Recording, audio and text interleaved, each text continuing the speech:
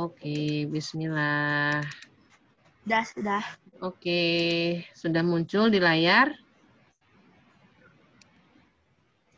Ya, Oke. sudah. Alhamdulillah Ya. terlihat Ustazah. Oke. Bagi yang kecepatan mungkin nanti boleh sambil di screenshot ya, nanti dicatat ulang lagi buat penguatan. Oke, ya bahasan kita pada hari ini adalah terkait dengan struktur dan kebahasaan pada teks ulasan. Ini materi bahasa Indonesia di kelas 8. Kalian kelas 8 kan ya? Siap ya. Semester Iya, akhir, siap. mudah-mudahan naik kelas 9 nanti. Amin. Amin. Nah, harapannya setelah teman-teman nanti mempelajari materi ini, kalian diharapkan mampu menelaah teks ulasan untuk mengetahui struktur dan kaidah beserta perbedaan tentang kualitas karya. Ya, intinya perbandingan kualitas karyanya nanti ini udah kita dibahas di pertemuan sebelum-sebelumnya ya untuk membandingkan kualitas karya. Nah, untuk kali ini sebenarnya di teks ini sih struktur dan kaidah bahasanya gitu ya. Nah, ini contoh yang sudah kita baca, masih ada disimpan nggak atau buku paketnya di rumah ada? Teman-teman boleh dibuka, itu di halaman berapa kemarin ya Ustazah lupa gitu. Nah, ini yang contoh yang udah kita bahas di pertemuan sebelumnya. Ada teks ulasan tentang novel Ateis karyanya Khadiat Tamiharja. Kemudian juga ada ya, ini strukturnya yang akan kita kupas satu-satu nanti. Kemarin udah sempat dibahas ya, nanti yang lebih kita ulang-ulang lagi aja.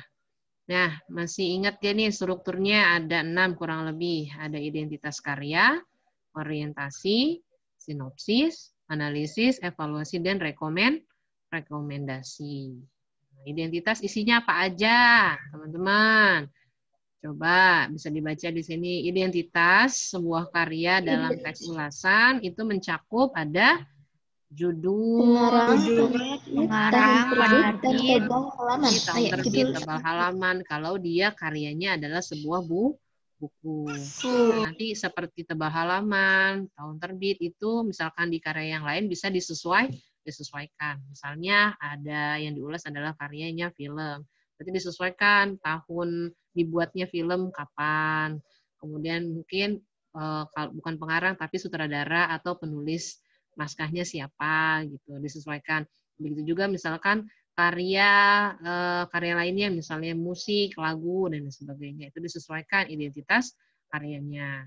Intinya mencangkup identitas itu ya yang menempel pada karya misalkan judulnya, penciptanya, isinya gimana, apa aja gitu misalnya.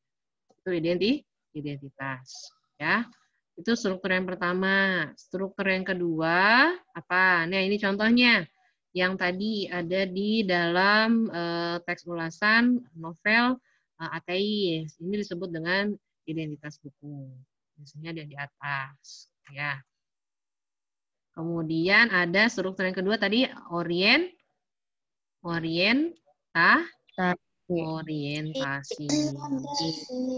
Oriental bukan ya?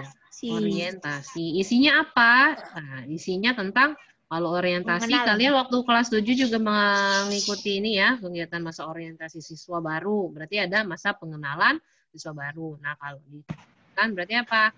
Dia pengenalan atau apa? Memberikan gambaran secara umum mengenai sebuah karya, baik itu film, buku, musik, pementasan drama dan lain-lain. Pada bagian ini biasanya juga menjelaskan tentang keberadaan suatu buku atau karya yang mendapatkan penghargaan misalnya. Jadi contohnya misalnya di ulasan novel Ateis, di sini kan dia menyajikan ya bahwa mendapatkan penghargaan dari pemerintah Republik Indonesia di tahun 1969.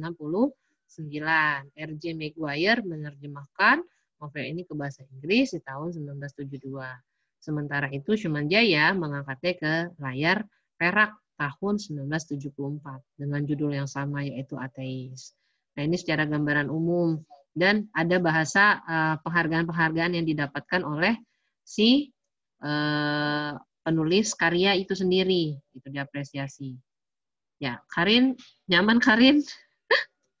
Ya, posisinya boleh dicari yang baik ya. Ambil dicatat atau di screenshot, nanti dipindahin ke buku catatan. Gitu.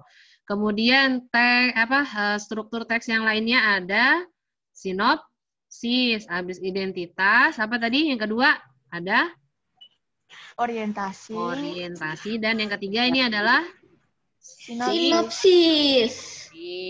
yang merupakan ringkasan menggambarkan pemahaman penulis terhadap isi novel. Misalnya Karin atau Fatimah mau mengulas novel apa? Fatimah sukanya novel apa Fatimah sekarang? Lagi baca novel nggak? Atau punya novel favorit nggak? Tidak ada, Ustazah. Ada ya? Nggak ada. Wah, coba Clarin cek. Clarin, biasanya Clarin seneng nih sama novel. Cek. Clarin, Assalamualaikum. Rin? Rin? Sehat, Rin? Oke, atau Muti ada novel yang jadi favorit nggak Muti? Mut? Bunga Sang Penulis Cilik, Ustazah. Apa, Mut? Boleh diulang lagi, Mut? Maaf. Bunga Sang Penulis Cilik. Bunga Sang Penulis Cilik, karyanya? Lupa, Ustazah. Bukan. Nah, ini gunanya kalau kita mau menulis teks ulasan. Intinya kita bisa mengenal lebih dalam tentang karya yang kita baca. Itu siapa penulisnya, bagaimana isinya, tokohnya yang dibahas di situ. Ya. Nah, nanti ini intinya kalau sinopsis itu tadi memberikan gambaran pemahaman si penulis terhadap isi novel secara umum, ringkas gitu. Tapi tidak diceritakan dari awal sampai akhir. Secara garis besarnya saja, gitu, ringkasan cerita. Oke, sebentar. Kok ini nggak jalan ya? Bismillah. Oke, nah ini misalnya contoh petikan yang ada di dalam novel teks ulasan novel ateis. Novel ini menceritakan perjalanan hidup tokoh Hasan. Ini sebuah sinopsis ya. Dari kecil ia dididik menjadi anak yang soleh. Ia pun taat beribadah. Begitu juga dengan orang tuanya. Adalah pemeluk Islam yang fanatik. Orang tua Hasan menyekolahkan di Mulo. Intinya, ya secara garis besar ya, gambarannya memberikan misalkan ada tokohnya, gimana konfliknya, sedikit aja disajikan di sini. Gitu. Sampai di sini mungkin ada konfliknya. Dia menuruti nasihat orang tua, menerima pinangan saudara kaya tersebut meski pernikahan itu tidak disertai rasa cinta. Nah, di sini ada konfliknya disajikan. Jadi sinopsis itu setidaknya memberikan gambaran siapa tokohnya, bagaimana alur ceritanya. Alur cerita itu di sini maksudnya juga disajikan ada konflik sedikit lah gitu ya yang dihadapi oleh si tokoh. Cukup itu aja. Kalau nanti kalian mau membuat teks ulasan, bagian sinopsisnya seperti ini. Begitu. Ya. Nah, berarti nih yang selanjutnya struktur teks ulasan yang keberapa nih? Analisis. Apa tadi? Keempat. Yang pertama apa tadi? Ulangi. Identitas. Oke. Kedua. Orientasi. Ketiga. Sinopsis. Nah, sekarang yang keempat adalah analisis. Analisis ini apa? Merupakan paparan tentang keberadaan unsur-unsur cerita seperti tema atau penokohan dan alur. Nah, ini di sini teman-teman udah lebih kritis. Tokohnya bagaimana si Hasan misalnya. Tokohnya dia punya karakter yang kuat. Nah, itu udah analisis. Kemudian apalagi temanya yang diangkat tadi tentang ateis ateis apa teman-teman ada yang tahu? Wah, udah mau habis ya waktunya. Ateis itu artinya orang-orang yang tidak memiliki agama. Tidak percaya Tuhan ya. Nah, gitu nanti lainnya tentang perjalanan spiritual seseorang, temanya dan sebagainya. Itu bisa kalian kritisi di bagian analisis. Nah, ini waktunya kita tinggal 9 menit lagi ya. Kemudian mana ada evaluasi dan rekomendasi. Nanti kalau rekomendasi bahasanya kalian bisa memberikan saran ya, seharusnya dan sebagainya. Nah, evaluasi ini berupa paparan tentang kelebihan dan kekurangan suatu karya. Gitu. Nanti rekomendasi kita lihat di bagaimana unsur kebahasaannya di sini. Nah, jadi tadi ada kurang lebih strukturnya ada 6 ya, tambah 1 rekomendasi. Nah, yang pertama untuk Clarin keluar lagi ya. Yang pertama untuk struktur kebahasaan dia menggunakan konjungsi penerang. Konjungsi penerang itu apa? Konjungsi itu kata penghubung ya, yang berfungsi sebagai penerang kata yang diikutinya, seperti bahwa, yakni, dan yaitu. Bisa lebih jelasnya lagi di sini. Bentar. Nah, di sini. Konjungsi penerang yaitu bahwa, yakni, yaitu. Contohnya, buku ini mengajarkan kita bahwa hidup bukanlah sekedar menjalani, tetapi bagaimana menerapkan seni dan menjalaninya. Ada kata bahwa di sini. Ya, kemudian di sini kaidah konjungsi penerang membantu pembaca untuk menginterpretasi, memberikan penafsiran untuk sebuah karya dan ditujukan untuk menyampaikan interpretasi atau pemahaman ya seorang resensator. Nah, ini kalian yang menulis teks ulasan disebut dengan resensator di sini. Gitu, ini untuk penerang. Ya, membantu pemahaman. Nah, contohnya di sini konjungsi penerang yang lainnya adalah kalau di kutipan teks ulasan novel ateis misalnya ya, Hasan merasa bahwa di sini bahwa semua itu terjadi karena perbuatan Anwar.